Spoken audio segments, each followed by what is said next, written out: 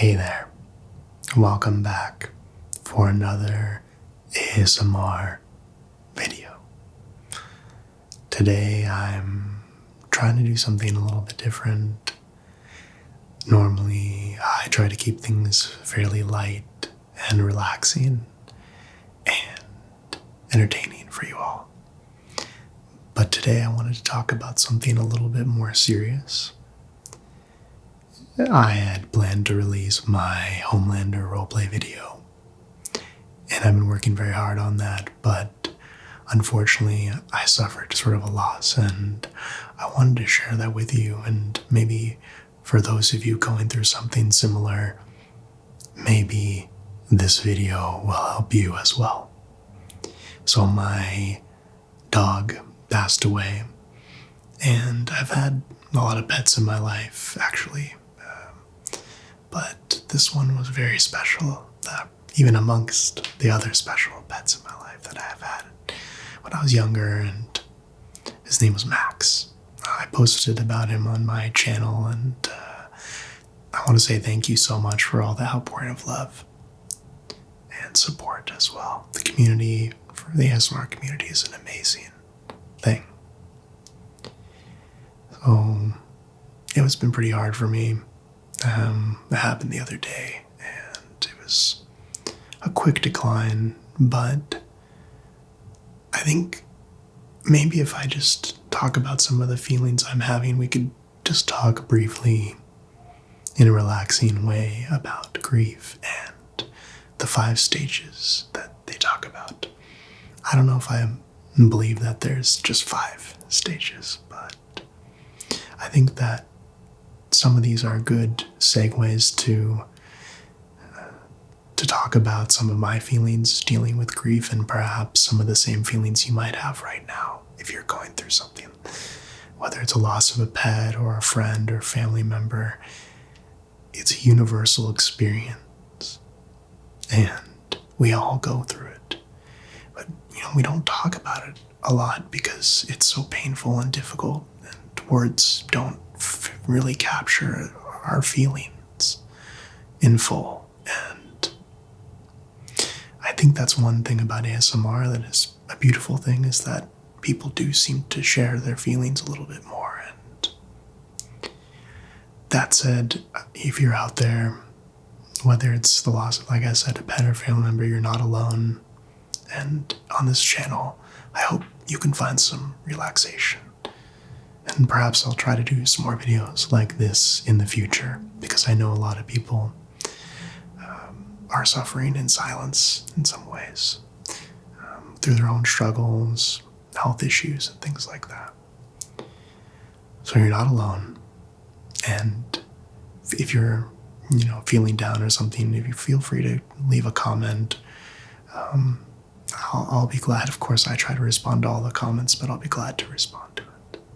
And just talking to people can really help. So with that all said, I think it'd be really important to just talk a little bit about these stages. The first of the 5 stages is denial. And again, I've been through other hard losses as well. So I just thought it's the first time I've really documented kind of my feelings directly after a loss. And so it's just very fresh, and denial is one of these things that you can barely believe it happened.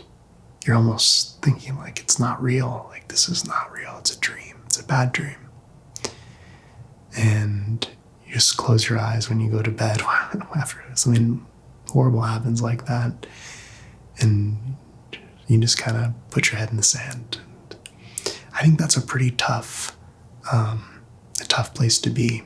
And we all kind of have ins and outs where, again, these stages, they don't just happen linearly. They happen kind of at different times, and they come back and forth. The next stage is anger. And it could be anger at yourself. It could be anger at other people, a vet, a doctor, somebody who is part of this process. Maybe it's another family member you've been fighting over the treatments, or just in general, I'm not doing very well because, these things are so difficult. And we're all here on this planet, and none of us know exactly what's going on and what happens when it's all over. And so, I think that the people surrounding you, when these things are happening, it just can get really complicated. Relationships can fray. So anger is one of those things, it's so important to just try to forgive yourself, especially number one, and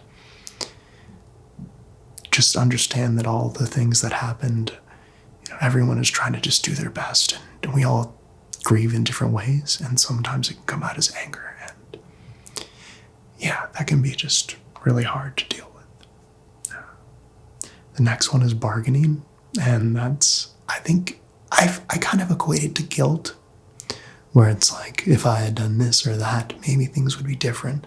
Maybe I should have done this, or I needed to do this. Maybe there's something you could change. Oh, maybe there's some technology or something like this. Like, it can just be the infinite questions you ask yourself, the what ifs, especially the guilt. I mean, I feel that guilt with my dog, and I felt it in other scenarios, like with my grandfather and things like that. And you wonder, like, oh, if only we'd found this cancer sooner, or if only I had been there for them in this dark moment. Maybe if I had just, brought him to some other doctor or some other treatment, or started this or that earlier or later, it would have all been different. And I think it's this illusion that we have where we almost make ourselves feel better, thinking like it really was in our control to begin with, because sometimes it doesn't matter what you did or what happened. It was just, either it was fate, or it was just something beyond our human control, our ability to grasp it and change the outcomes. We're just humans. Again, we're so limited, and we're just existing in this crazy world. And so, I know that feeling of bargaining and wishing you'd done all these different things, but you have to forgive yourself. And I think that's really, really hard. I want to apologize for just in general how, this video is. I'm not sure what you'll all think of it, but I normally try to have different presentation style, but I wanted to just be as authentic and share my heart with you here. After bargaining is depression, and that's such a hard one. I mean, that's the sadness eats inside of you, and everyone can give you all the amazing inspirational quotes by the most amazing leaders and religious figures and philosophers, but again, words don't hold a flame to how you truly feel. And so sometimes you need to just let yourself feel the sadness. Don't try to reject this part of you. It's feeling sad. None of us want to feel sad, but happiness and sadness are related. You're feeling so sad because you felt so much joy. And I know that's cliche and it doesn't really make you feel better, but it is the truth that the only way you could feel that much sorrow is by feeling that much joy with this person or pet or friend or whoever it is. And the depression is part of it, the tears, screaming out to the wind. Those are just all parts of the feeling. So I think with depression, it's one of those things you need to feel a little bit of it, but also you have to not fall down into the well, fall into the hole. You need to lift yourself up, and that's what leads to this next step, because I think we can all get caught in the depression, weeks, months, years. And I always tell myself, and again, it's just words, but is that what this person or pet or would want from you? I think that's just so important to remind yourself that you're an amazing and beautiful person, and whatever happened, I have no doubt this person or pet would want you to be having so much joy and to do so much with your life. You can positively change so much in this world and help another pet, another person. Everyone just needs somebody. So just remember that. So that leads us to the last stage, which is acceptance. And it's a complicated thing because, you want to feel like you gave the situation the gravity that it deserved. You don't want to, you don't want to just make it seem like it wasn't important. And when you've had a loss like that, sometimes you feel guilty about feeling joy and happiness because, we've been taught in some ways that one of these losses, and of course, I think it is biological to feel those ways, but sometimes we whip ourselves. We want to feel the penance. We've been told that that's the important thing, and again, it's just words because you're going to feel sad regardless. But that last stage of acceptance is coming to the realization that it happened and it hurts you a lot. It hurts a lot. It changed you, maybe. In fact, usually those kind of things do. And it's what you've chosen to do from then on out.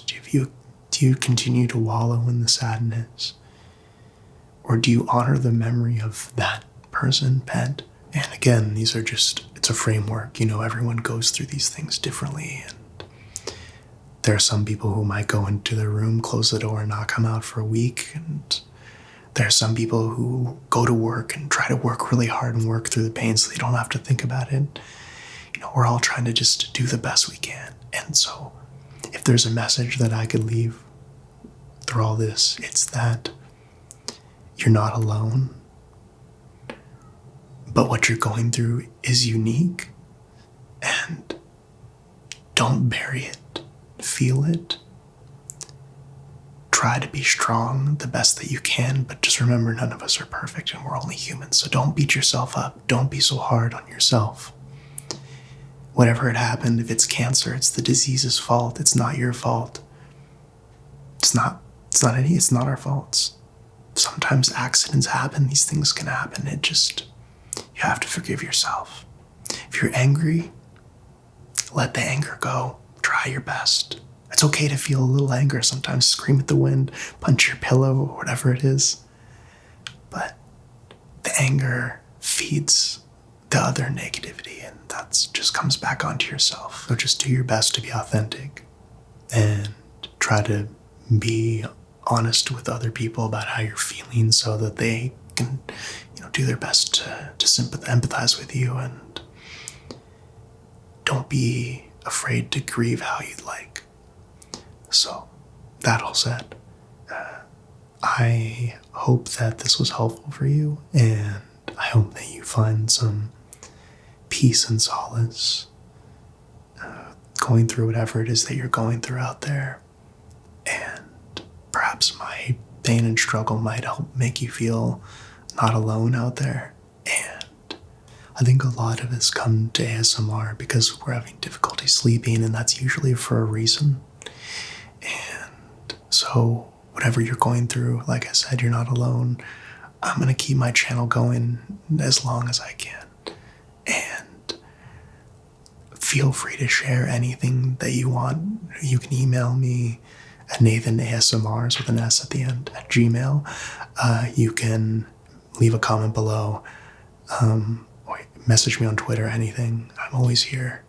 And I know it's a cliche, but I do consider everyone who watches this channel kind of a family, and there's so many of you out there who I've grown fond of and gotten to know behind the scenes, and that's very special. So thank you all for your love and support.